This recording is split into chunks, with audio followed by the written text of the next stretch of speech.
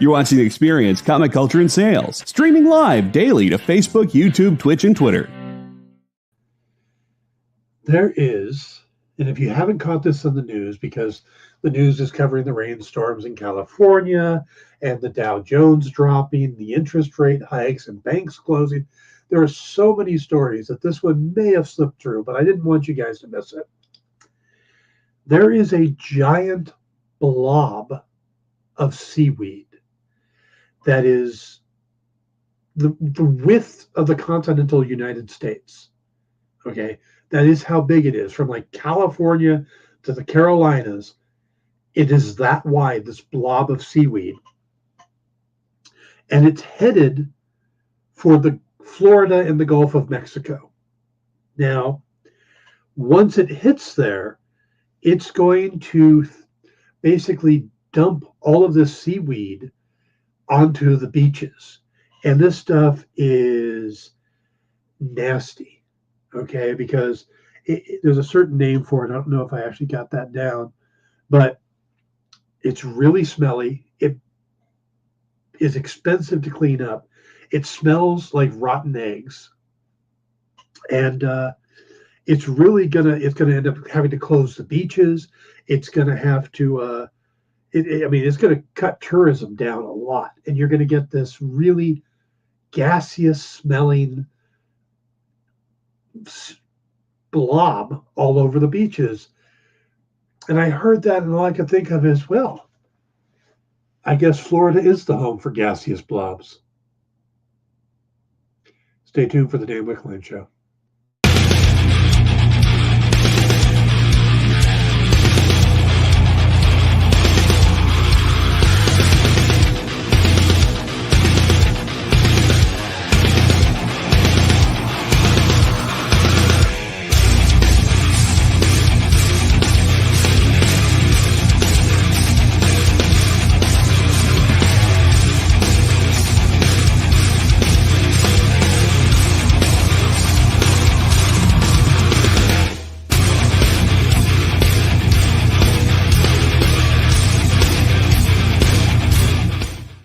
Hey everybody, welcome to the Dan Wickline Show here on The Experience. It is Wednesday, March 22nd in the year of 2023, in case this ends up in a time capsule anywhere.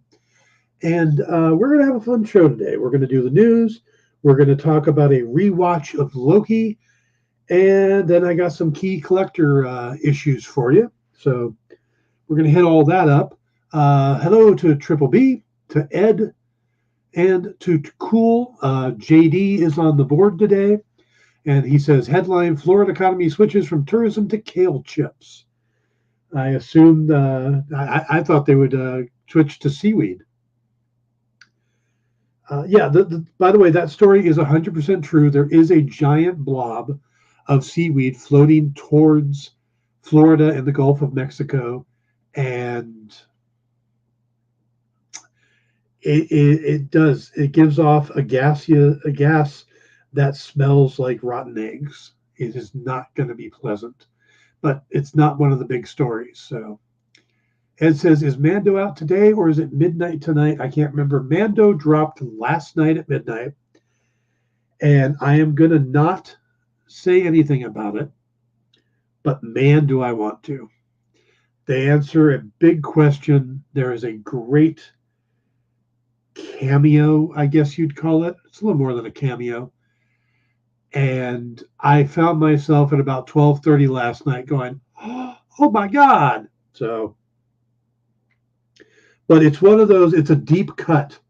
So if you guys watch it and you go, who's the cameo? What did I miss?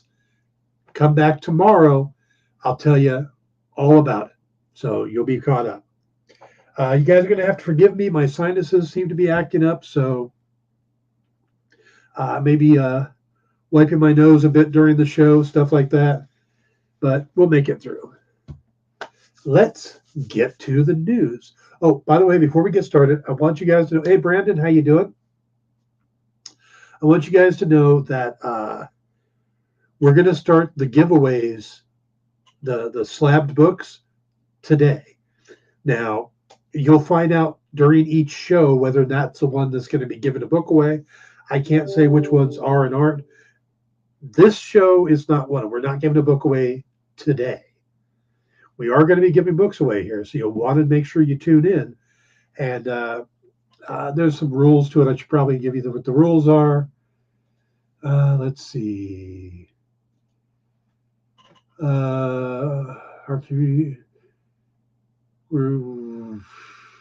No purchase necessary. But you'll be given a word to say in chat or a hashtag in chat, and that's how it'll be picked. So you'll have to be tuning into the shows to win. So, but they'll explain that better when we get to one of the shows. And there are some books going out today, so you'll want to stick around all day today. We got a great lineup.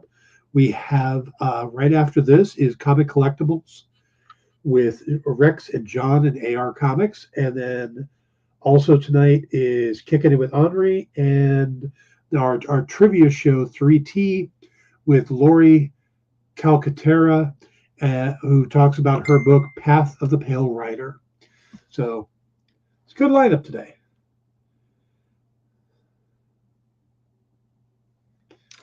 Now let's get into the news. We're going to kick it off with Zachary Levi. Zachary said that, Zachary kind of laid into one of the stories out there right now. It says, after a report circulated that Black Adam star Dwayne Johnson blocked characters from The Rock's film showing up in post-credit scene in Levi's Shazam. So basically the story is that the Justice Society was supposed to appear at the end of Shazam Fury of the Gods. That was the plan. And about 3 days before they were actually going to film that scene, it came down that Dwayne Johnson put a stop to it. Said that's not going to happen. And the quote from David F. Sandberg, the director, said that the scene fell apart 3 days before we were going to roll cameras, and it forced him to basically come up with characters at the last minute, which led to Economos and James Gunn's wife being the characters that show up from Peacemaker instead of Hawkman and Atom Smasher and Cyclone. I don't know if that would have made a difference, but Levi and stuff kind of gives it the impression that he thinks that's a major part of why the movie failed. No cross marketing with Black Adam. I'm not sure, but Levi posted the story about this and the term "the truth will set you free." So there does seem to be some bad blood going on right now between Johnson and Levi, and it does seem like originally Johnson was supposed to be Black Adam in the Shazam movie, and he pushed and everything to get his own movie and then to separate himself from the Shazam movie. So I can see why Levi would actually be a little upset by that. That would be kind of like, I don't know, hiring a big actor to play the Joker, and then for the next Batman movie, and then finding out that he pushed himself out of the Batman movie into his own movie and wouldn't do anything with them, you know? Because that's basically what Black Adam is. He's like one of the main villains for Shazam. Again, apologies for sinuses, but JD says, poor Steve Agee, Hollywood calls, he has to drop everything. Yeah, pretty much. But he's a good guy. So, all right, we're going to move on. We have initial reports coming out saying that part of Daredevil Born Again was going to take place in the 1970s. And now there have been set photos that corroborate this, that show the set dressing and stuff. It's in New York, but it looks like it's 5 decades ago.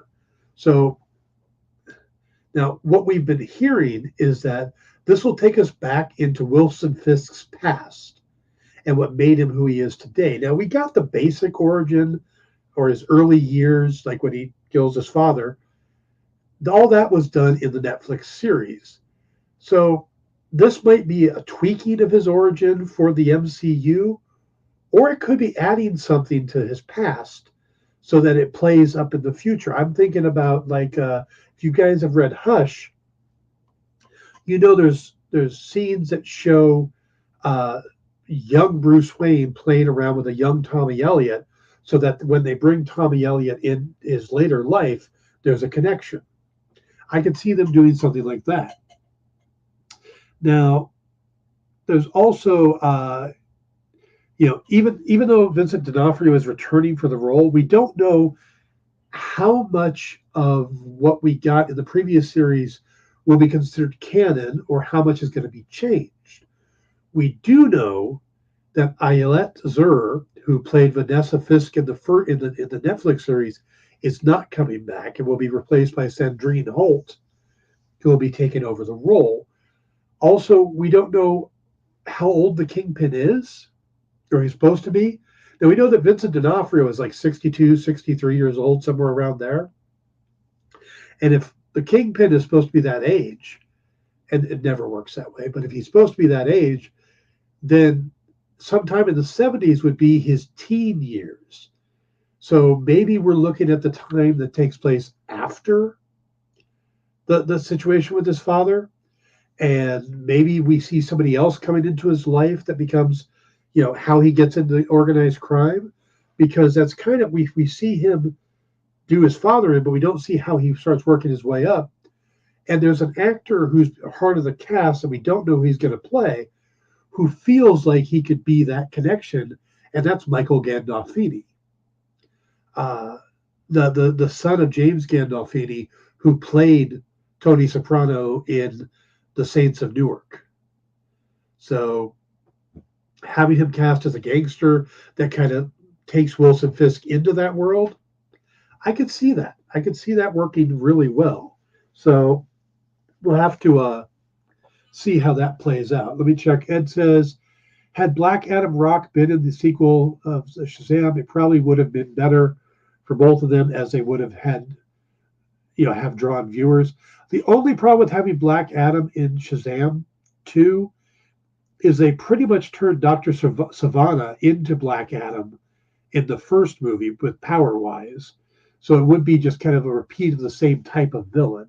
So I still think they should have went with Mr. Mind. All right, we have some more news from Daredevil.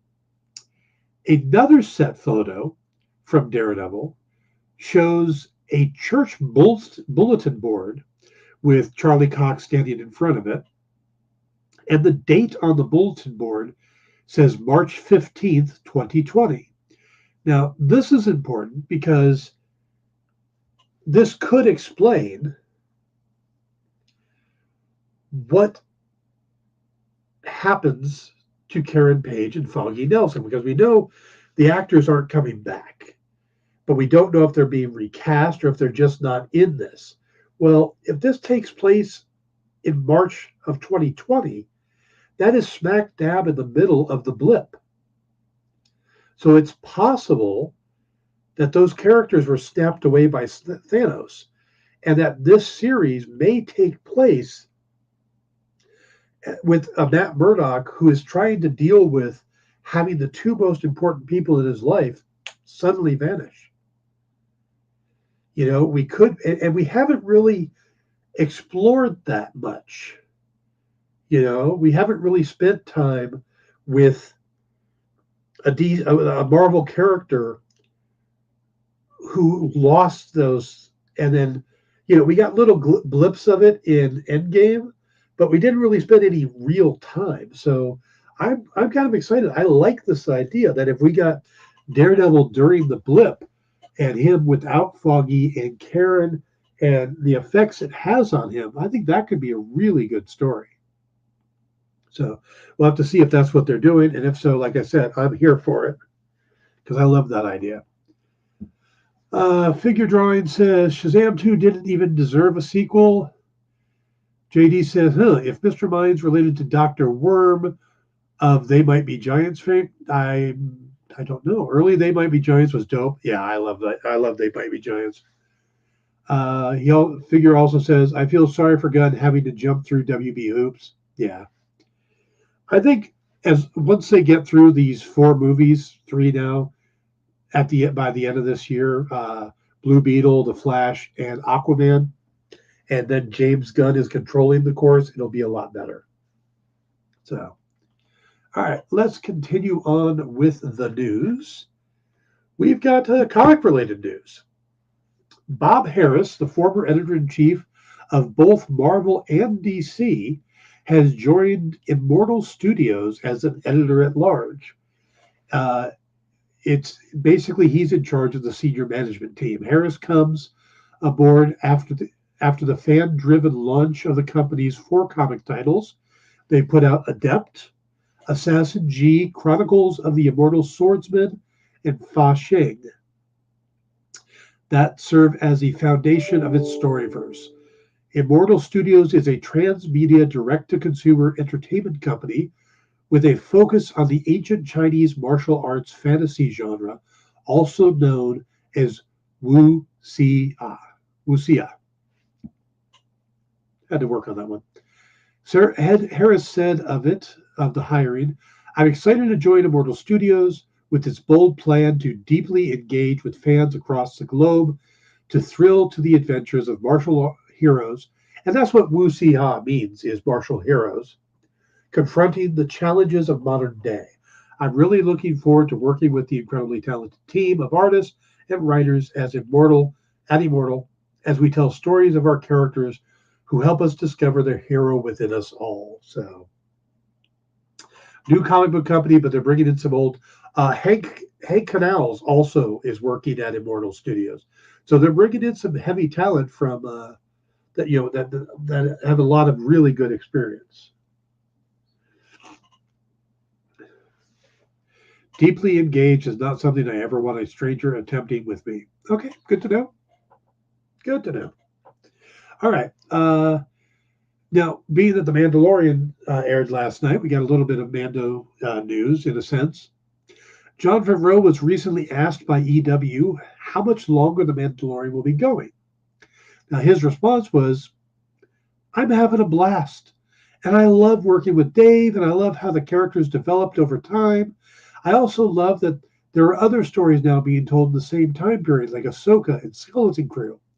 I really enjoy working with this group of people, and I love collaborating with all these different filmmakers and different storytellers, both from the directors we work with and other showrunners like Dave and others like Skeleton Crew's John Watts and Chris Ford. I don't know what would make me not enjoy doing it, especially as long as the audience is connecting with these characters. This feels like a really enjoyable moment, and I love this format of telling one chapter at a time and keeping the audience guessing, but also fulfilling certain expectations." So it sounds like as long as John is happy, he's going to keep doing it, as long as we're happy as well. So I think we're going to keep the Mando around for a while, which, again, I'm all here for. All right.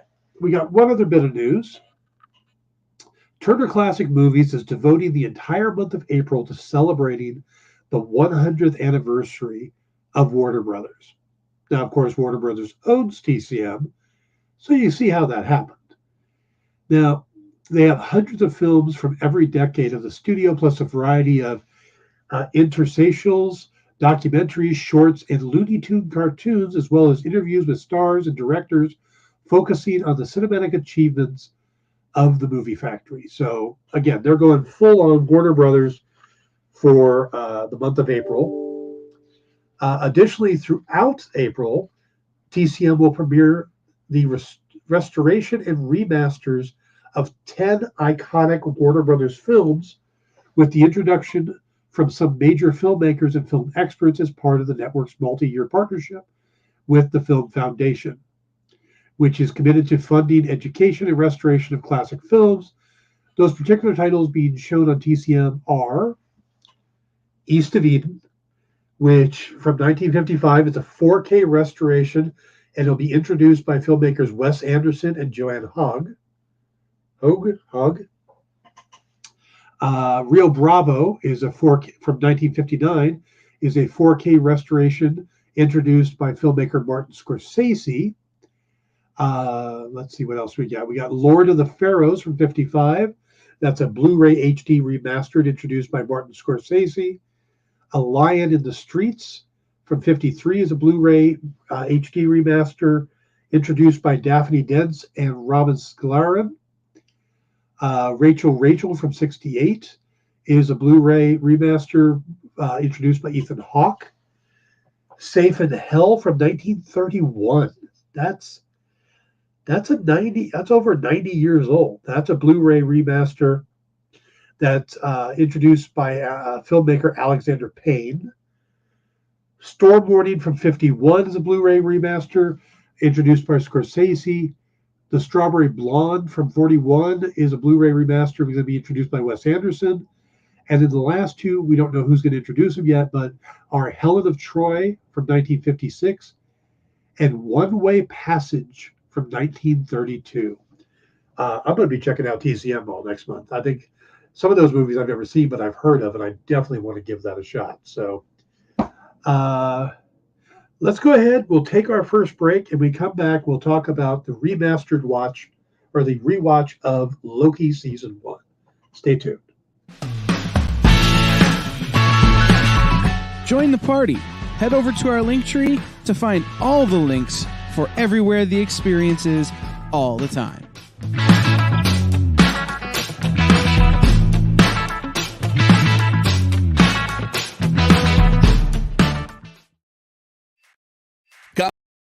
Comic Collectibles is here for you every Wednesday with AR Comics for two very important reasons: to sell you rare, one-of-a-kind comics that you'll love, and to confuse AR with old man talk. You see, Rex and John are, how should I put this, ancient as the roots of the mountains.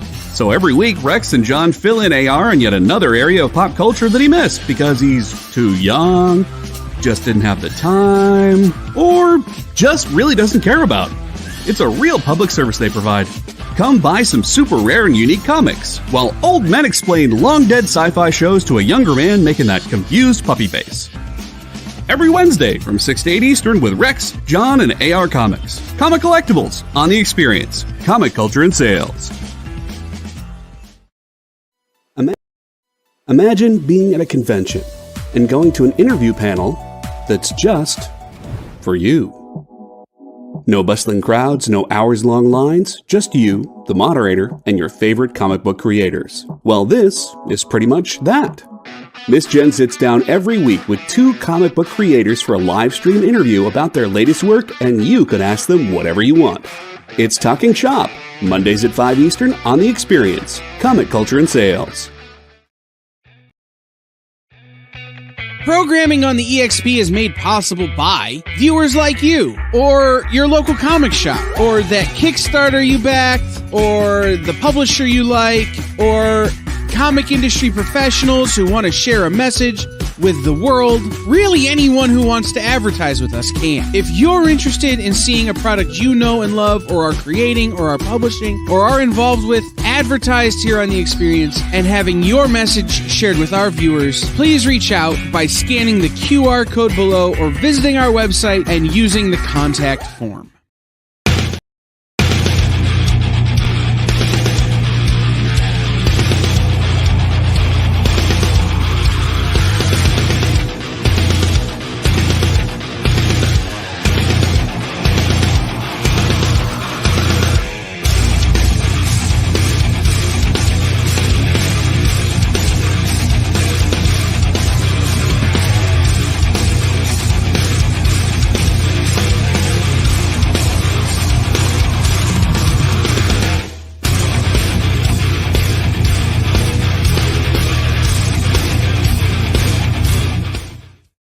Hey everybody, welcome back to the Dan Wickline Show. Before we jump into our main topic, there's one more news story that just popped up. It actually appeared about 15 minutes ago, so during the show here. And I bring it up because I know a lot of you are Rick and Morty fans, and a lot of the writers currently working for Marvel come from Rick and Morty. So the fate of Rick and Morty seems to be important to what we do here. Now, nearly 2 years ago, after domestic violence allegations were made against Justin Roiland, the Rick and Morty co-creator. This is all coming from Deadline, by the way. Those charges have now been dismissed by the Orange County District Attorney's Office. Charges that Royland insists were based solely on the word of an embittered ex. The quote says, "We dismissed the charges today as a result of having insufficient evidence to prove the case beyond a reasonable doubt." This comes from Todd Spitzer, the spokesperson for the Orange County District Attorney's Office. Now, he's been pink slipped from the company. He's been kicked out. So it's going to be interesting to see how everything falls out of this. He tweeted out, his response was, "I have always known that these claims were false, and I never had any doubt that this day would come. I am thankful that the case has been dismissed, but at the same time, I'm still deeply shaken by the horrible lies that were reported about me during this process. Most of all, I'm disappointed that so many people were so quick to judge without knowing the facts, based solely on the word of an embittered ex trying to bypass due process and have me canceled. That it may have succeeded, even partially, is shameful. However, now that the legal case has ended, I'm determined to move forward and focus both on my creative projects and restoring my good name." So it's a lot of this just happened. The whole the fallout and stuff. Will he get? I don't know if he can go back to where he was with Solar Opposites and Rick and Morty, or if that ship has sailed and now he just has to start afresh. I don't know, but it's pretty interesting news because it was a big thing when they separated from him. So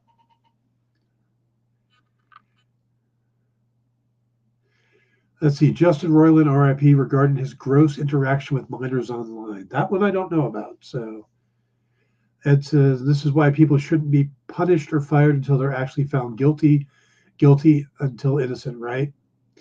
Yeah, it's a gray area there. I mean, yeah, I don't want to get into the politics of this or behind the scenes on that, but I did just want to bring that up. Yeah, so yeah, again, sorry for the sinus stuff. Again, allergies. I've taken this a couple times now and it just hasn't kicked in. So we're going to move on and talk about Loki. Now, the first thing I want to talk about is the experience that I'm having. A couple weeks back, I had a day to myself, and I just decided I was going to turn on. My original plan was to turn Loki on, and I was just going to do a rewatch of Loki. But when I turned it on, the first thing that came up was actually the Falcon and the Winter Soldier, and I ended up just watching that instead, and that was really good. You know, a lot of stuff really worked for me. And then I started doing other stuff, rewatching other shows. But the thing that I take away from this is that I have a different opinion watching these shows now. It almost feels like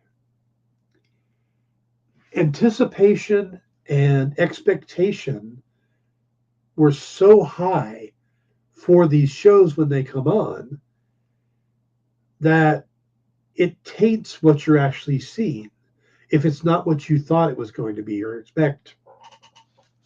So, watching Loki and thinking, oh, they're going to do this, they're going to do that, I'm able to put that aside now and rewatch this and really get into the acting, the story they're telling. I'm not like constantly looking for Easter eggs and stuff. So when something does stand out, it's more noticeable. Things like that. So I am now a big proponent of the idea that we should, even if you didn't like a series, it was a good idea to go back and rewatch it. Now, of course, I went back to rewatch it because of Ant-Man and the Wasp. You know, we just saw Kang, and I thought, hey, I'll go back, but I didn't want to just go back and watch the one episode. I wanted to go back and see the whole buildup, because Major's portrayal of He Who Remains is so different than what we see of him as Kang in Ant-Man and the Wasp, that you need that buildup. You need that craziness, but also to understand Sylvie at that point, who Sylvie is, what put her on that path. Because by itself, without that backstory, you really don't get why Sylvie was so focused on taking out whoever was behind the TVA. You know, it's those episodes up until then that really lay it out. But this was a very unique show in that it feels like it's distinctly in 3 acts.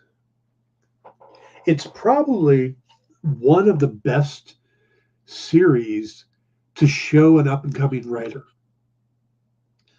because they tell you in writing that you have to make, you should do your stories in 3 acts. You should, you go to here, then you have a big change, and here you do this.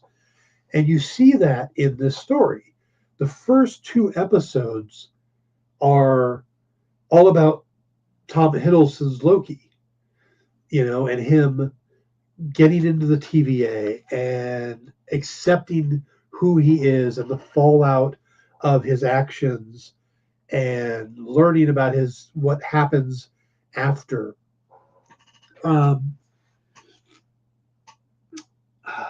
JD says, I really loved his portrayal of Kang and Ant-Man, the calm superiority, the sudden narcissistic rage. He actually scares me at a couple points. Yeah. Oh, no, Jonathan Majors is amazing.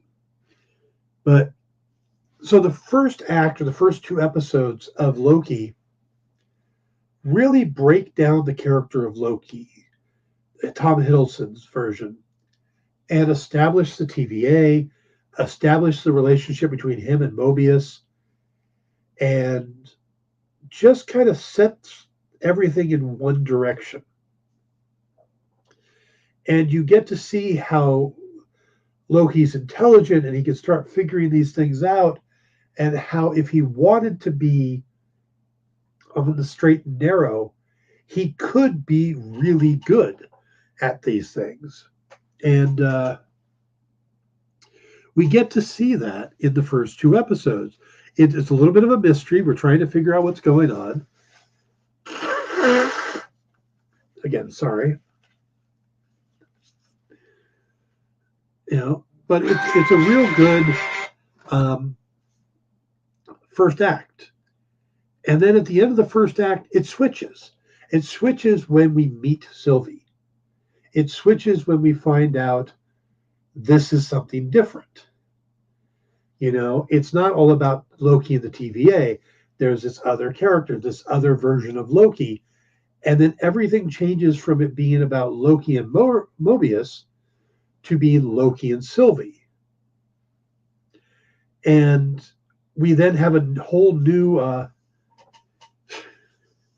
this is the way. We have a whole new path that they're going on. We learn that Sylvie's history. We learn her goal of destroying the TVA, where Loki wanted to take it over, to rule it. She wanted to bring it down. And she's very different than any other Loki. But those are the only 2 Lokis we meet at this point.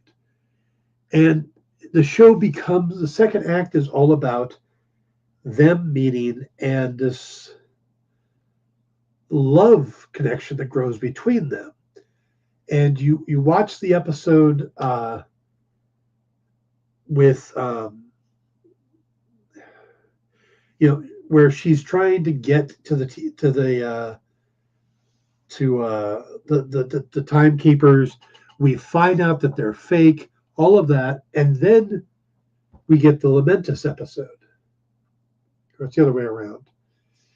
Anyway, either way, the Lamentus episode where they're trapped on the dying planet, them having to work together to get off the planet, and then the whole thing with them getting to the TVA and finding out that the timekeepers, and that's the big switch at the end of Act 2. And then the last two suddenly were in the void in episode 5 with the other Lokis, and we find out Richard E. Grant's Loki and Kid Loki and Alligator Loki. And I love how everybody accepts the fact that there's an Alligator Loki so easily. To me, that's awesome. But, we switch to this other story now.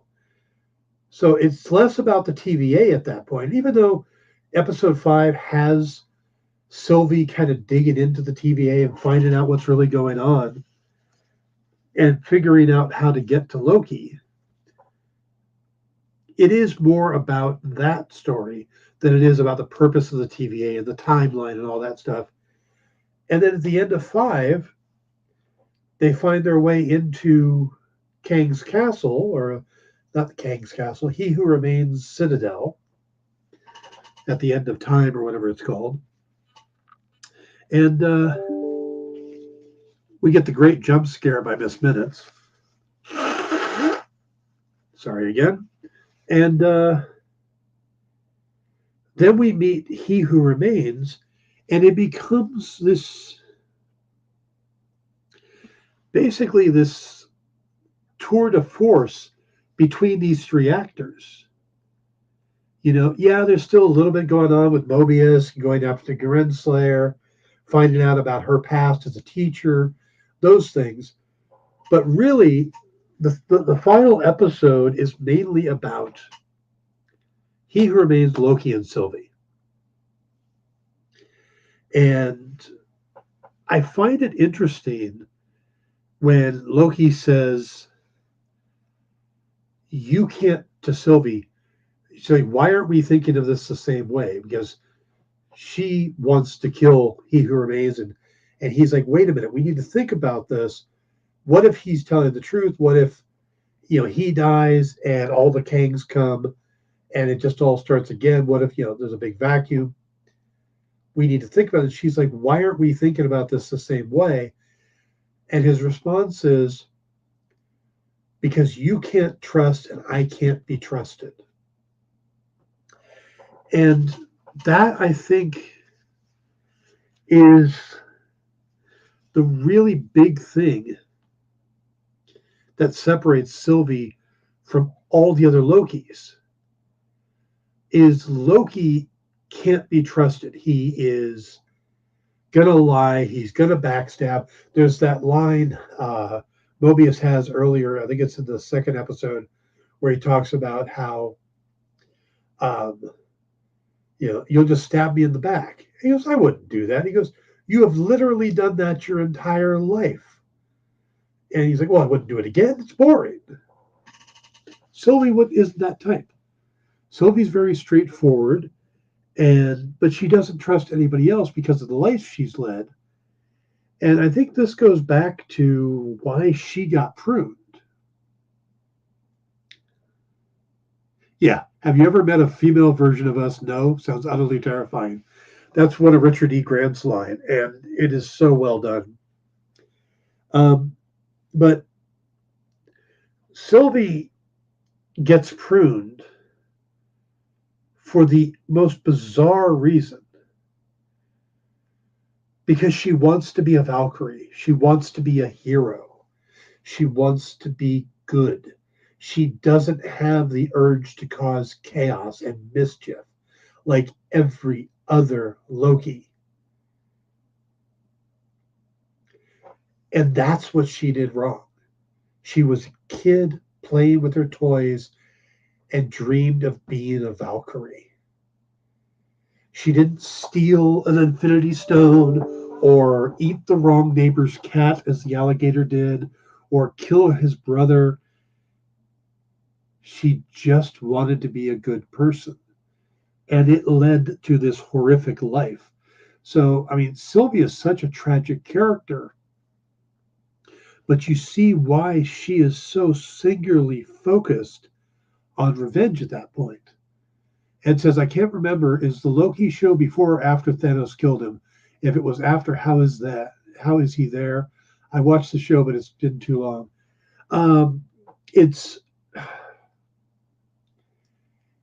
It's kind of after.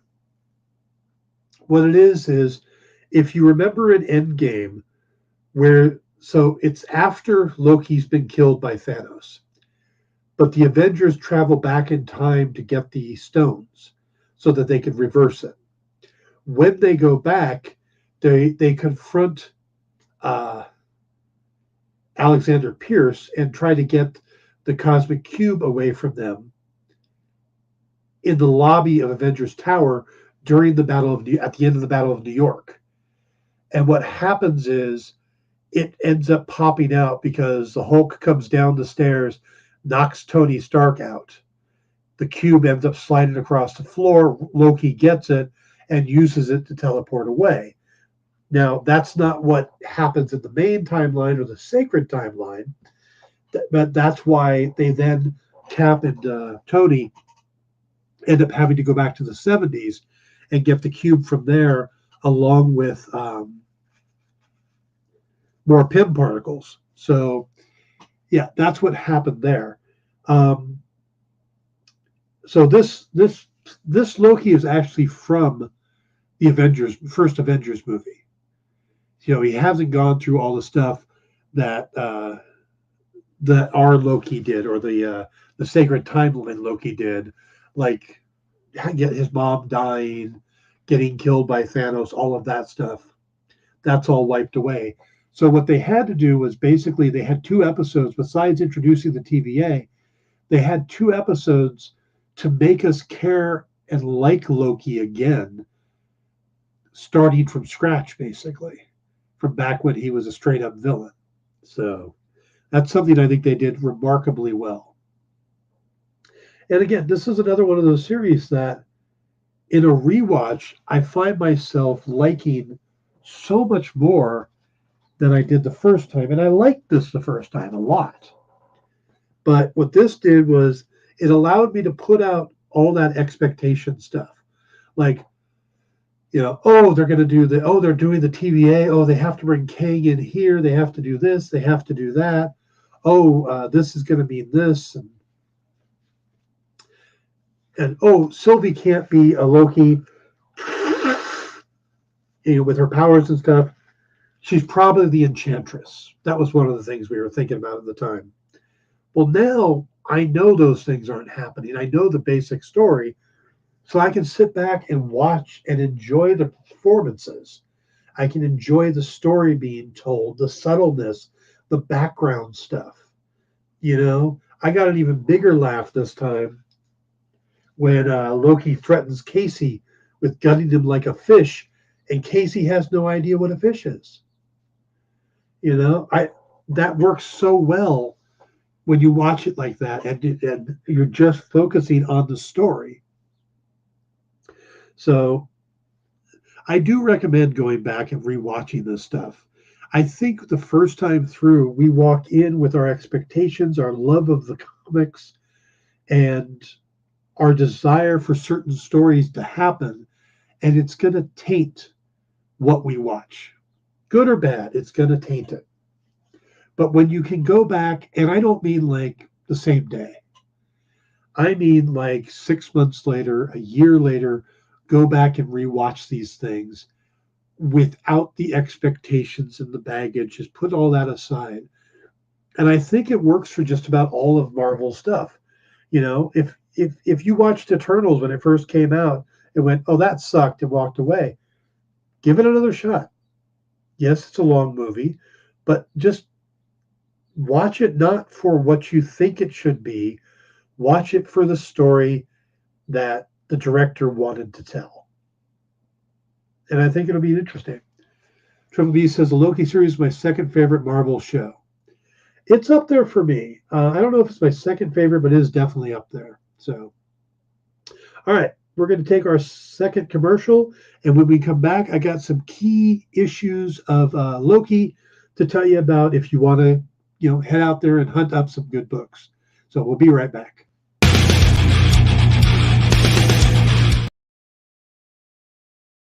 Did you know that every experience show, including some exclusive content, streams on Twitch? Check it out, twitch.tv/the_EXP. Or just scan that QR code. To be continued. 3 little words that hold the secret to the next great story. 3 words that will thrill you, confound you, give life to new possibilities. Every variation of To Be Continued is a promise of adventure, a promise of excitement, a promise of unseen wonders and unexplored worlds. A promise that every issue you read makes you a part of a never-ending journey, and behind every page there will be an unopened door waiting for you. This story to be continued at your local comic book shop today. Visit comicshoplocator.com today.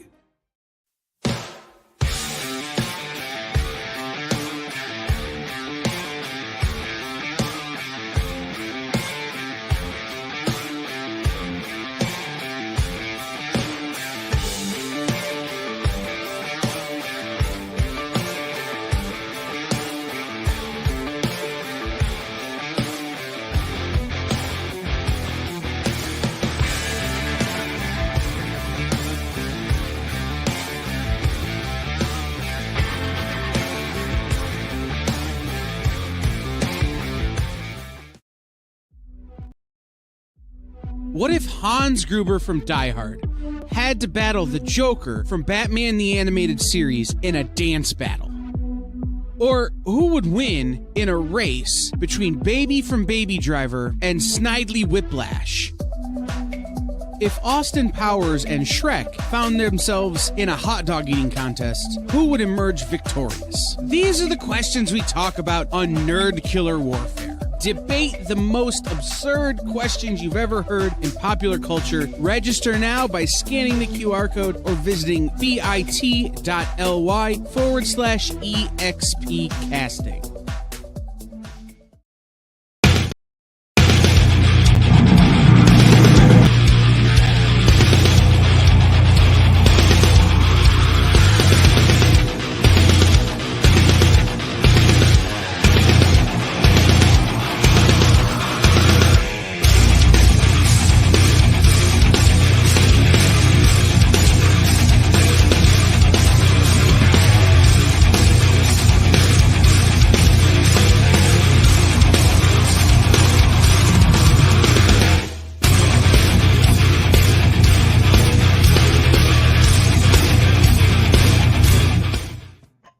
Hey everybody, welcome back to the Dan Wickline Show here on The Experience. Hey, do me a favor.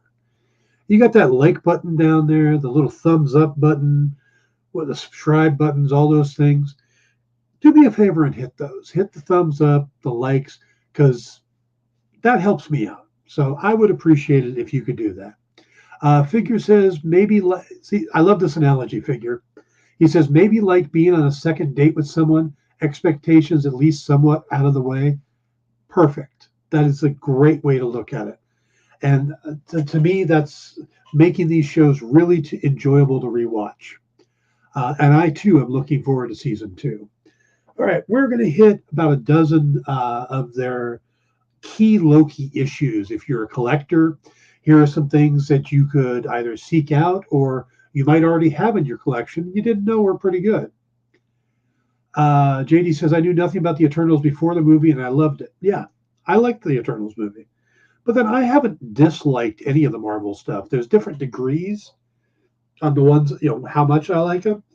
But yeah, they're all worth seeing. I've never came out of a Marvel movie going, God, I want those 2 hours back. So, all right, let's start with the comics. And JD's going to throw covers up there and follow along.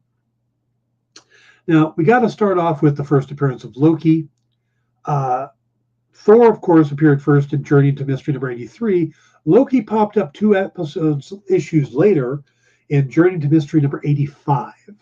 Now, this is also the first appearance of Balder the Brave, Heimdall, and the Norse god of war Tyr.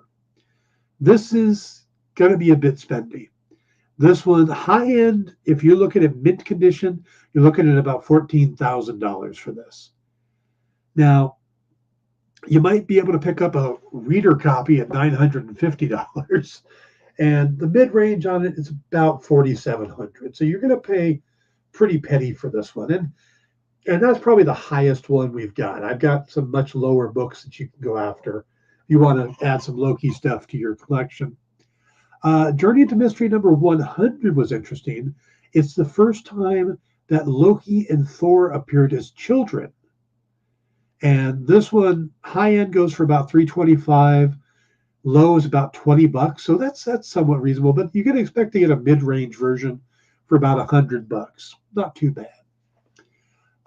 The actual origin of Loki. So we'd seen him for a while, but his actual origin story doesn't happen until Journey into Mystery number 112. Now, this one's pretty important. It's high end, you're looking at about $1,500. Mid is about $500. You might be able to get one around $100, $150, but it's going to be a pretty thrashed copy. So, Loki's first solo series, where he was the headliner, that started in 2004, Loki number 1, and this one is totally reasonable. This one, high end, is only $8. You're going to probably be able to pick it up for $1 or $2. So, for a decent copy. Also, we've got first appearance of Loki as a female. Now, this story took place where all the Asgardians are coming back and getting new bodies. And in this case, Loki tricks things and ends up taking over what would be Sif's new body. So it's not him actually being a female Loki. This is him taking over Sif's body. But it first happened in the 2008 issue of Thor, which was Thor number 5, printed in 2008. High end on this one's about $20, but you should be able to get one for about $8, medium, maybe even low as $2 for a reader copy. Now, back into the main Thor series, there's some important moments in there as well. Thor 617 was the first appearance of Kid Loki. Now, we get Kid Loki at the end, along with older Loki and Alligator Loki and stuff like that. Well, Thor 617 does go for about a high of $25, as low as $2. You're probably looking at about $8 for a decent copy. Another character that comes up, but it's not as we see him in the series, is He Who Remains. He Who Remains appears for the first time connected to the TVA in Thor number 245. Now, again, this is another one. $25 high, $8 mid, $2 low, but they're out there. And He Who Remains does create the TVA and is connected to all that stuff. It's just he's not connected to Kang in the comics. So, yep, Thor number 245. All right, let's go on to Mobius. Mobius. That's his full name. And this is Fantastic Four number 353. And you'll notice he's in the bottom left corner box. He looks like comic creator Mark Grunwald. This was a little nod to him. And of course, he was with the TVA. And his first appearance, again, was in Fantastic Four 353. Now, high end on this one's about $35. But you should be able to pick one up mid-range, about $9, for maybe even as low as $3 for a reader copy. Speaking of the TVA, the first ever mention of the TVA happened in Thor number 371, along with the appearance of Justice Peace. We get Justice Renslayer in the series, but here we get Justice Peace, and he kind of comes across like a Judge Dredd character. High end on this one's about $10. but you could probably pick one up for $1 or $2. I mean, you should be able to get one. The characters aren't really that big yet, so maybe a good treasure there. Ravonna Renslayer. She first appeared in Avengers number 23. Now, high end on this one's about $300, but you should be able to get a mid-range copy under $100, even a low-end copy for about $30. Also, the big cloud monster at the end of the series, Alioth, that he first appeared in Avengers: The Terminex Objective number 1, and you can still pick that up for about $15 for a high-end copy. Yeah, maybe $5 for a mid one. You might even be able to find one in the dollar bins. Now, I'm going to throw a slight curve here for JD, is that the last one I forgot to actually get a cover for, but this was the President Loki that shows up at the end of the series, or in the 5th episode. President Loki first appeared in a book called Vote Loki, number 1, came out in August of 2016. And this one, high end is about $40, mid's about $12, and low end's about $4. And it's mainly the cover that people want on this one. It's a cover by Tradd Moore, and it has the Vote Loki thing with them in the suit with the horns. And that's kind of the image we get of that character. So, all right. So that is our list of key collectibles for today. Tomorrow, when I come back, we are going to talk about The Mandalorian. Ah, there it is. Nicely done. That is a cool cover. And I love the fact they've got the word believe at the top with the word lie in the middle of it. So, all right, we're going to wrap that up there. Tomorrow we'll talk about Mandalorian episode 4, which is very important to Grogu's past, and Bo-Katan and Din's place in the collective. Also, we'll talk about the latest episode of The Bad Batch, which is starting to move things forward towards the end. And I'm not sure what key books we'll talk about tomorrow, because we talked Mandalorian last week, but I'll come up with something. So tune in tomorrow. Stick around. Again, they're giving away slab books today, so you want to watch all the shows. Come back tomorrow, and we'll see you then. Good night, everybody. Do you remember what it was like when you were a little kid and you got a letter in the mail? Now imagine that letter was filled with information about your favorite shows, pop culture questions, links to things you're going to want to see later, and even sneak peeks at upcoming programming here on The Experience. That's what the EXP mailing list is. Every week, we send you sneak peeks, information, and all of the relevant links for all of the shows you want to see. Sign up now on our website or scan the QR code that's on your screen right now.